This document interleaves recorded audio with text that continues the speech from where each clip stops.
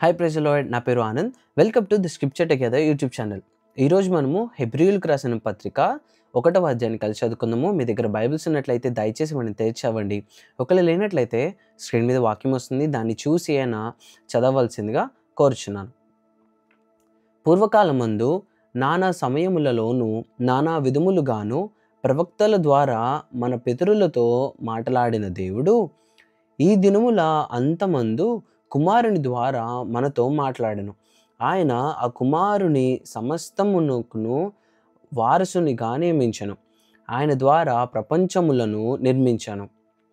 ఆయన దేవుని మహిమ యొక్క తేజస్సును, ఆయన తత్వము యొక్క మూర్తిమంతమునై ఉండి తన మహత్తు గల మాట చేత సమస్తమును నిర్వహించుచు పాపముల విషయములో శుద్ధీకరణము తానే చేసి దేవదూతల కంటే ఎంత శ్రేష్టమైన నామము పొందెనో వారికంటే అంత శ్రేష్ఠుడే ఉన్నత లోకమందు మహామహుడగు దేవుని కుడిపార్శ్వమున కూర్చుండెను.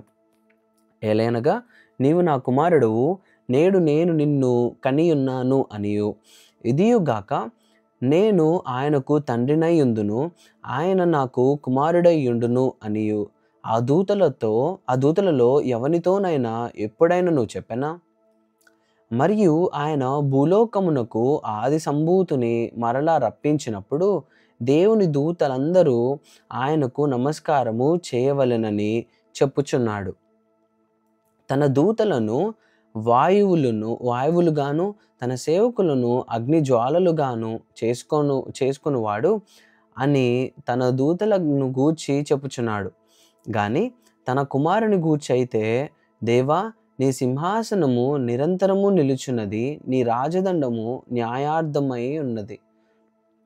నీవు నీతిని ప్రేమించితివి, దుర్నీతిని ద్వేషించితివి.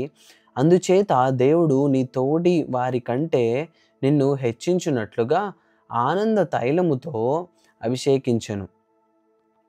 మరియు ప్రభువా, నీవు ఆదియందు భూమికి పునాది వేసితివి, ఆకాశములు కూడా నీ చేతి పనులే, అవి నశించును గాని నీవు నిలిచియుందువు.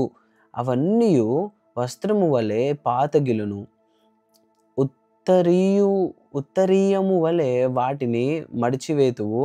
అవి వస్త్రము వలె మార్చబడును గాని నీవు ఏకరీతిగానే ఉన్నావు, నీ సంవత్సరములు తరుగవు అని చెప్పుచున్నాడు.